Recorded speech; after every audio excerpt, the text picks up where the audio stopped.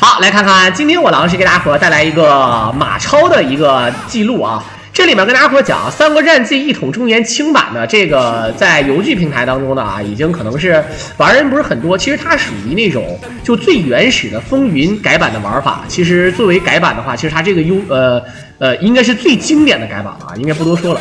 那一上来先跟大家伙讲一下啊，操作者呢是这个柳飘飘的倚天仇，也是在论坛啊也是发布的这个视频。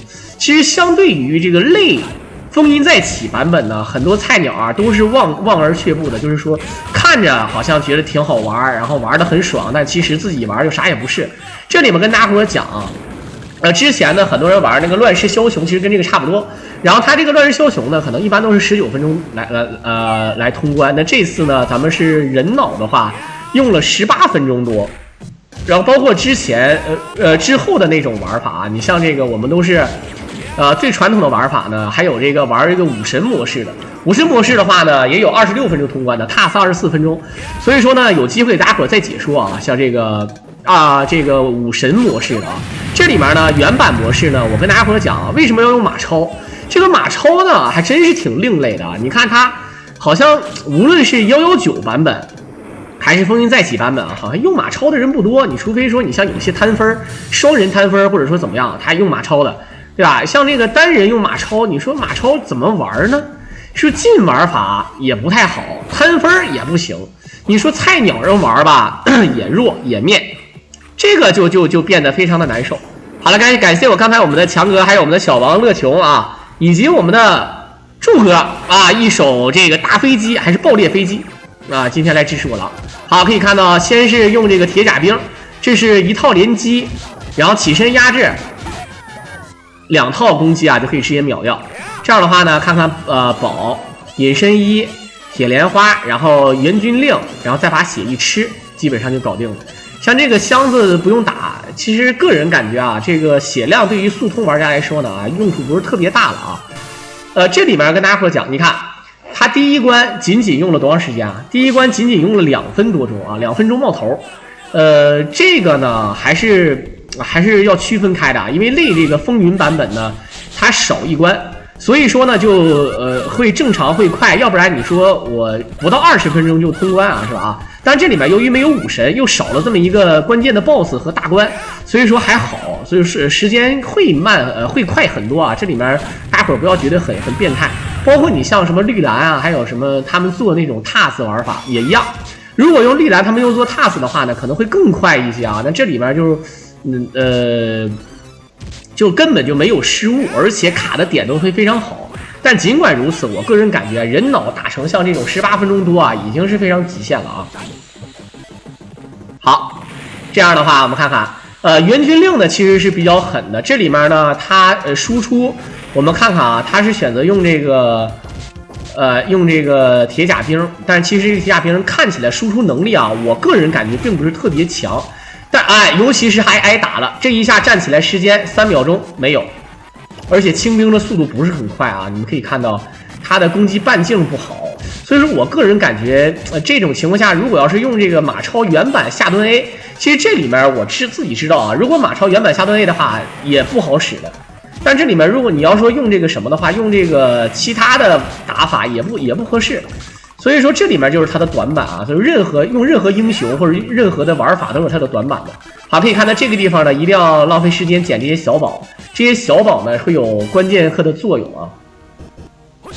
啊，你看像这种小兵，你知道它的落点啊，直接起手就是一下啊，就不扯这个屁事儿啊，起手就一下，根本就不考虑这个事儿。好，这边直接走。我看得出来啊，兄弟们啊，我操，直接放101进屋，好的。这里面呢，我们知道啊，为了拿这一手这个倚天剑啊，这也是逼不得已的。因为呢，咱们正常啊，如果拿4件的话是非常爽的，如果你有4件的话呢，攻击力会更上一个档次。对，我回来了。好，来看看坐等一刷，这里面1、2、3后前。一撅起来，然后一个顶，但是这个顶呢没有意义了啊。好的，再卡起手，1、2后前，小兵没有后取，再一顶追没有追啊。好，顶过来一个下上倒钩腿，这是利用了3套啊，这个也是利用这个援军的这个方式啊，进行对它进行输出。像这种援军令的输出方式呢，也有一些这个连招啊，你需要学。而且呢，像刚才那个小兵啊，基本上没有什么反应，我觉得这个设计呢特别有意思啊。这小兵卡的也非常好，而且咱们这个难度，兄弟们跟大家伙说一下啊，这个难度是传说难度。这里面呢，这个柳飘飘的尹天仇呢，他在这个原版论坛里写的很清楚啊。虽然说他玩的是传说难度啊，但是呢，他认为传说难度跟那个 S 难度差不多啊。但就他的意思是什么呢？就传说肯定是难，但是呢，他认为差不多，反正会了这个套路都一样啊。他的这个意思啊。飞机没坠啊，刚才柱哥的飞机肯定是没坠啊，肯定是说了啊。好，先一个撞啊！刚才那个强哥说了啊，但是这里面呢是有的时候你在打小兵的时候呢，你这个节奏就会断，然后那个 BOSS 就会提前落地，这样的话你那个倒钩可能就打不满啊。有的时候有小兵去干扰你也非常难受。好，看看直接走到这个关啊，很多人说怎么突然发现这个游戏剧情进行的特别快，这个就是类风云版本就这个逼样啊，我们也能理解啊。其实像有一些这个游戏剧情。当时游戏机的基板，你像玩《三国战记119》或者115啊，无论是用 bug 也好，还是怎么样也好啊，可能当时游戏机的老板啊，或者说这个设计阶级的这个人觉得好像你玩的时间太长了，一个 B 子玩时间太长了不合适，对吧？他尽可能的削减一下啊，对吧？好，还是要用这个孙姬，这是嫂子绝对是输出的。好，顶过来，你看这就是完整的输出了，你看这有小兵没连上啊。1、2后，哎，这个一下就浪费时间，不过无所谓，起身没有仇恨。这里面很多人说他为什么起身敢压制啊？这个就是类风衣版本也是一个非常有特殊的一个地方，就是我知道怎么样可以起身压制你，你是不可能反击的。你像有的时候起身一下一个反击，你挨打了或者什么的啊，这不可能的。它就是这么个路子啊，所以说这个版本呢，你说它简单啊，对于新手来说相当于噩梦，因为你连招都不会。你说它难吧？啊，它还确实是难啊，这个也就那么说了。好，在这里面我们可以看到，咱们没有走到双 boss 那个里面，咱们走的是张辽。走张辽的话呢，我们看看啊，因为速通的话都是这个路线啊，想都不用想。好，看看辽神。这里面呢，咱们就没有所谓的这个啊，一个爆气卡过来一顶，好血杀，一个毒压制啊，这里面不是压制的事儿啊，毒可以追地。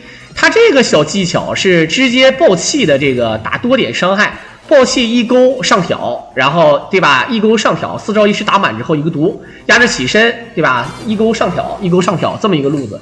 因为他在挑的过程当中呢，在空中可以打多段，所以说呢，这个张辽直接就被秒了。这里面呢没有用到援军令啊，他这个技巧就是用马超这个属性键的技巧，反而呢对张辽有克制。这里面有点恶心啊，因为正常来讲呢，张辽是应该不怕这个火属性攻击的啊。好，没有互动录像，谁是谁？你送个礼物你就知道了啊！你有摄像头在这儿还放什么录像啊？真是的啊！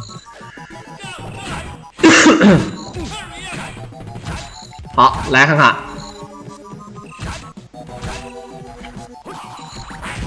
一个铁莲花啊，是不是的无所谓，你就当是吧啊！你说人家刚回来，非得打消人积极性啊，真是服了啊！好，连续的顶，这里面我们看看啊，正常的话呢，血量不多，感觉对于新手来说不应该这么玩啊！你这么玩好像好难的样子啊，因为没有血。你说你搁这打速通打得好好的，突然小兵给你一杵子，给你杵死了，你咋整？这不气逼了啊！确实是啊。我姐说游戏有什么好互动的啊？你送个礼物可以互动一下，开玩笑啊！好，直接走。这里面呢，咱们打灯，然后打灯直接就进这个貂蝉。你看它这个设计啊，就没那么磨叽。哎呀，要不一天天老磨磨该该的。好的，这个剑是什么鬼？小的时候我就觉得这个剑怪怪的。一个傀儡娃娃顶住，先一个爆气，还是刚才那个路子，挑起来前线锁血杀，挑起来前，哎呀，一个毒镖啊，起身有晕，可以挑起来前线锁。血杀，再挑起来，路子一样，还能把一个撞一个血书，不错的啊。这个其实我想说啊，像这个你像那个《三国战记》里面叫傀儡娃娃，在这个《西游轱辘传》里面叫定珠啊，一个定。就相对来说，定珠呢，在《西游轱辘传》里面比较常见啊，在这里面呢，说句实话，这个傀儡娃娃其实确实是比较好的神器，因为你需要合理的输出啊，就像你玩那个拳皇似的，你先把人定住了，然后让你连一套狠的，那多狠！好，一个雷，直接就是一顿烧，可以追地啊，这个雷一个毒打起来撩起来一个减手，这个伤害很高，因为咱们是火属性伤害。好，还有一个杜康9，这里面有剑，我们看看。好的，一个和氏璧，然后再加上电剑，这样的话，你看啊，咱们正常呢，这样的话就是绕开了左慈的这个地图，然后我们是有这个倚天剑，也就是火箭，我们有火箭，一会儿呢再撞这个冰剑，火箭、电剑、冰剑，然后再加太阿剑，4剑在手，天下我有，实现超高的输出。好的，在这里呢放张灵剑，选择点小兵，把小兵全点死。看看 BOSS 刷新，这版本有4件伤害，当然有了啊。好，傀儡娃娃，哎呀，这个傀儡娃娃，这个李萌这没整好啊！轻轻撞，轻轻撞，轻轻撞，好，再撞，啊，就为了撞这个冰剑啊。好，捡起来，这里面。冰剑的话不怕消失啊，咱们就无所谓啊，它放在地上就无所谓的。好，这里面很多人说他为什么要这么捡啊？为了节省一个隐身衣啊，为了节省，其实也没有隐身衣了，主要就是你这么捡的话，背对着墙可以免费多捡一下，对吧？免费多捡一下。听好了，还少一个剑，没办法，一个飞轮，再来一个飞轮，飞轮的血量非常多。我们看看，先是一个风书，在这一定能无限连3。4、5、6、7、8、9，哇，还差1点追地血杀，这也行啊。像这种类风云版本啊，很少有追地的这个场面啊。曹彰应该是在刚才那一关打那个梦幽那个地方是有曹彰的啊。好，来看看，直接就过壳了啊。这里面呢，咱们虽然说直接跳到了血，不小心点了这个那什么嘛啊。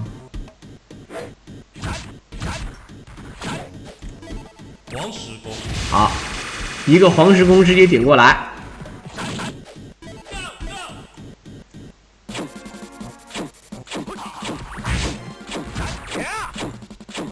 好，可以看到啊，刚才不小心好像中断了一下啊，这个有点嘚儿，我不小心把这个录像点中断了，我操，服了啊！好，来看看直接挡，这里面冰剑的话倒还是次要的啊，主要就是咱们会有一个什么呢？会有一个这个叫太阿剑的到手。当你会发现那个太阿剑到手之后啊，就是身上会有闪光，这个大家伙懂的都懂。有一些这个小伙伴啊，就是不理解，就是那这个4剑设计啊，到底单人怎么拿4剑？其实啊，就如果说是最原始的风云再起版本呢，它是单人拿不了4剑的啊。现在的大多数改版都可以，甚至不是说大多数改版啊，就甚至有一些119都丧心病狂的，这个为了完美啊，这个让你能捡到4剑，但是它没有那个4剑的攻击属性。好，你可以看到现在有了，现在身上是有这个闪光啊，一会儿会有一个这个闪光的，这样的话呢，这个攻击力会非常的爆炸。有一些变态的版本呢，这个什么4剑，然后什么6输什么5输的啊，忘记了，啊怎么地都行，反正加上各种各样的套路，这个剑这个各种剑在手，还有什么7星剑的，反正那些版本小狼也解说过太多次了啊，这应该说是整个比较权威的了啊。你可以看到这一管血的孟获，3招就打死，兄弟们，3招就打死这个孟获啊，刚出来连一哈哈哈哈还没说呢就死了啊。反正你只需要知道就一个字儿啊，就是赖，这个孟获就只能用一句话来形容，就是发生什么事了，对吧？对吧？这个孟获说这个马超来了，就是查寝了，以后看清楚马超的脸啊。好，这个黄盖也一样，当然这里面伤害主要的输出是因为它是有冰剑的输出伤害，有冰剑来打输出，所以说这个黄盖也一样啊。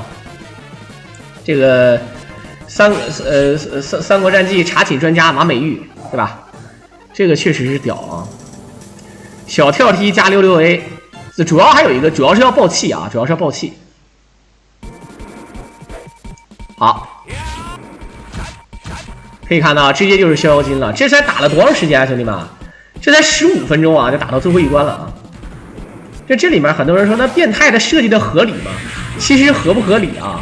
最开始的时候，没有人会考虑到这么变态。这当有人发现了之后啊，你发现真的是很变态的。哎，这次操作出现失误，浪费了能有个啊，当然这一个宝倒谈不上浪费，但是浪费了大概是有个3秒钟左右的时间啊。好，其实速通呢，很多人说老板乐坏了，其实个人感觉啊，什么叫老板乐坏了？小的时候谁速通啊？我记得小的时候谁玩都是希望多玩一会儿。而且多玩一会儿也不见得就多难，有的地方你玩的慢啊，反而简单，它给你的补多，给你很多的补给，对吧？哎，这个就比较爽。好，一顿前线撞，这里面呢，也可以看到有的小兵啊，就算是你 A 一下也 A 不死的，比如说刚才那一个血杀 A 不死，像这个呢就是可以，包括如果你用电剑的话呢，随便搞，这个小兵的前线撞要撞2下。有的时候兵会有这个兵种相克的啊，好一个毒镖，这个行星撞，一会儿看看换成干将剑啊，这里面为什么要换成干将剑？因为一会儿有一个怕电的小伙啊，这个怕电的小伙你懂的，那肯定是啊，你说你不搞他能行吗？对不对？来看看我们算一下魏延能扛住多少秒啊？魏延要死，从他开始挨走的一瞬间，来看看一个飞轮，2。哎，没打着1点，这样的话，这个有点操作失误，挑起来前锁又操作失误，这小兵很讨厌啊！一个镖撩起来，应该浪费了大概得有5、6秒钟的时间，至少。好，这里面的话，杜康酒不吃，因为身上有杜康酒啊。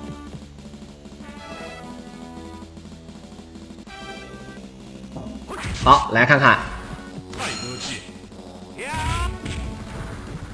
这里面哇，这个就你只要把这个，你还要把小兵的刷新位置啊记清楚啊。他落下来的一瞬间，一个血杀正好全搂死，那这个设计非常好。还有，你看很多小宝在跑的过程当中呢，咱们可以边移动边调宝的位置啊，这也是设计的非常好的。好，一会儿看看，太阿剑是这个爆剑啊，是要打这个司马懿专用。一会儿看看到底是用什么方式去打，因为咱们正常的话呢，还有大宝啊，还可以用。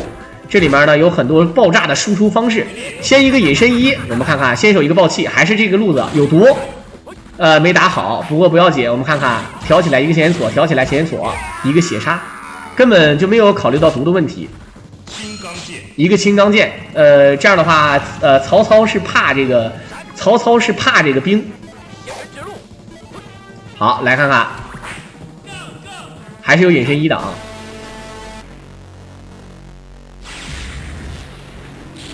这里面看看这个死亡曹操怎么说。先是一个飞轮，爆气挑起来前锁，挑起来这3管血啊，兄弟们。好，再放一个毒镖，挑起来前锁，挑起来，你看这个位置卡的刚刚好。再毒镖接，哎，可以重置，但是这个小兵很讨厌。一个毒，1、2，挑起来，再挑前锁。曹操不愧是还是有这个血量的啊。打了4套啊才打死，但是中间还是有一些小兵的干扰啊，要不然也能打得稍微快一点。这样的话，只用了18分钟40多秒啊，就可以把这个曹操给搞死。当然呢，咱们玩的是传说难度，而且这里面有几次啊，就是血量都是卡的临界值。当然咱们不是挨打，主要是因为咱们这个费血，主要是血杀啊，这个才费的血。这里面就另说。在片尾的最后呢，也是感谢大家的收听。如果大伙喜欢我狼解说，可以点击屏幕上的关注和订阅来支持我狼。我们就下期再见吧。